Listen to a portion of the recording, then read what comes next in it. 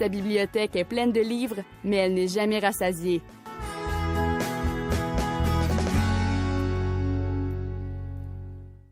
Rachel Graveline, cette semaine, 2 albums à utiliser pour l'enseignement secondaire.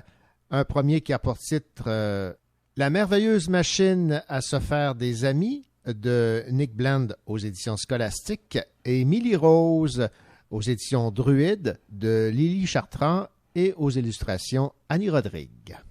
Alors, c'est en entendant parler du fait que certains enseignants du secondaire utilisaient l'album comme outil pédagogique que j'ai décidé de me pencher un petit peu sur la question pour dénicher des livres qui étaient propices à ça. Et pour ce faire, je pense qu'il faut vraiment envisager l'album pour l'ensemble de ce qu'il représente et non pas seulement comme un livre pour les enfants.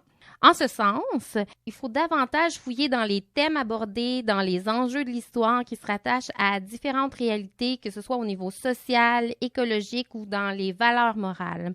On sera généralement toujours en mesure de puiser dans les sujets dominants pour permettre aux étudiants d'argumenter, de réfléchir ou alors d'envisager de travailler sur les procédés littéraires comme les métaphores, les comparaisons, les symboliques et sur la structure du texte. Alors, je trouvais ça particulièrement intéressant de réfléchir à cette question en pensant à des albums. Ben oui. Pour l'appliquer de manière concrète, j'en ai trouvé 2 à vous suggérer qui me semblent intéressants à exploiter, que vous pourrez adapter à votre façon. Bien sûr. Alors, le premier, c'est La merveilleuse machine à se faire des amis par Nick Bland, publié aux éditions Scolastiques. L'histoire nous invite à découvrir la poulette la plus affable de la ferme Bagatelle qui tombe par hasard sur un téléphone cellulaire oublié. Oh. La fameuse machine à se faire des amis. Ah, la voilà. Et voilà. Et la cocotte se prend bien vite au jeu des textos et bientôt son enthousiasme est si grand qu'elle passe plus de temps à s'occuper de ses rencontres virtuelles. Elle se met à négliger son entourage et bien sûr, elle va apprendre à ses dépens qu'il faut toujours rester méfiant sur les réseaux. Sans compter que les présences en chair et en os sont plus importantes que celles souvent éphémères du monde virtuel, surtout si on ne veut pas finir en encas. Hein? Oui, effectivement. Alors, c'est un petit peu l'histoire de cet album.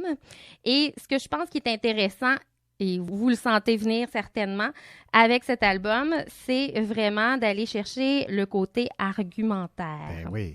On peut d'emblée parler des raisons aussi qui font en sorte que l'histoire s'apparente plus à une fable ou à une allégorie.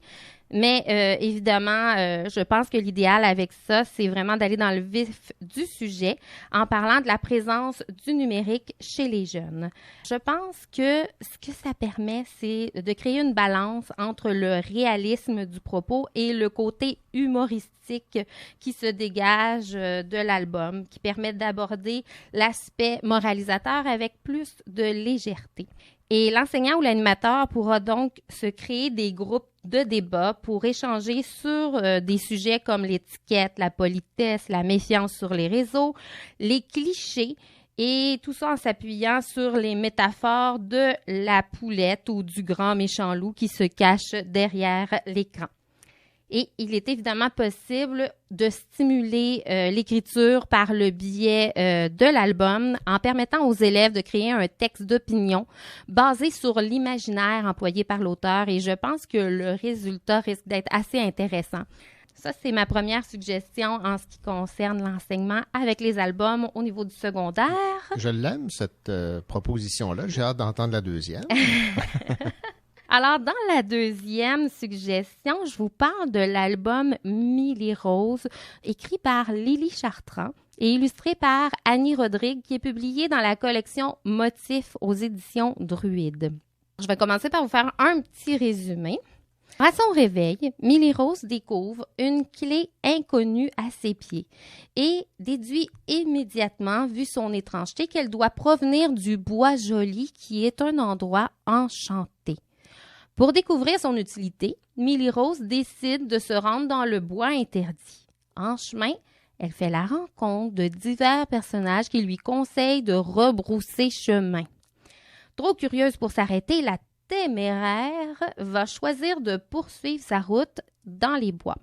Elle croisera un loup avec un coffret, une sorcière avec un grimoire fermé à clé et un ogre aussi avec un coffre qui l'utilise en guise de pendentif.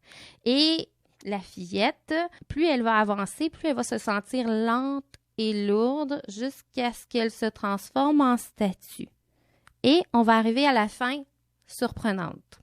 Ce que je trouve particulier dans cet album-là, c'est qu'on a vraiment une belle intrigue pour un album jeunesse. De l'utiliser chez les adolescents, je pense que ça peut être très intéressant. Dans l'album, comme l'intrigue et les différents rebondissements s'y prêtent bien, je pense que de découvrir les genres littéraires, soit l'horreur, la romance, le suspense, peut devenir assez captivant. L'histoire, à la base, correspond évidemment à du fantastique, mais en quoi on peut changer la trame pour que l'aventure coïncide, par exemple, à de la science-fiction.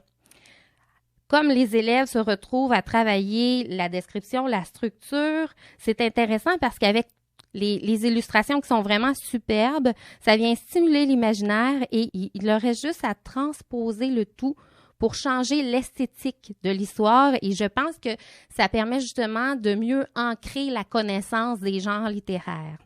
Et évidemment, ce qu'on peut faire aussi, comme il s'agit d'un conte, c'est d'aborder la différence entre les contes. On a le conte fantastique, on a le conte merveilleux, mais comme la finale de l'histoire est une finale surprenante, on peut aussi se rendre jusqu'au format de la nouvelle. Évidemment, l'histoire est trop courte pour qu'on puisse en faire une nouvelle, mais ça pourrait être intéressant de suggérer à des jeunes, si Milly Rose devenait une nouvelle, qu'est-ce que ça changerait dans l'histoire? À ce niveau-là, ça devient intéressant et stimulant. Comme le format des albums est court, ça permet de travailler rapidement dans le vif du sujet. En bref, ce qu'on peut dire, c'est que l'usage des albums comme outil éducatif amène un côté ludique et je pense aussi que ça va créer une certaine motivation chez plusieurs élèves parce que ça fait appel à quelque chose d'un peu différent, beaucoup moins didactique. Oui, et on pourrait peut-être même les interpeller en parlant de compte en banque. On s'éloigne.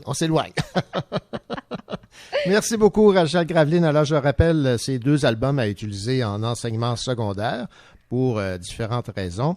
Lily Chartrand et Annie Rodrigue aux illustrations pour Milly Rose, chez Druide dans la collection Motifs, et La merveilleuse machine à se faire des amis, j'adore le titre, de Nick Bland aux éditions Scolastiques. Merci beaucoup pour cette chronique. Merci à vous.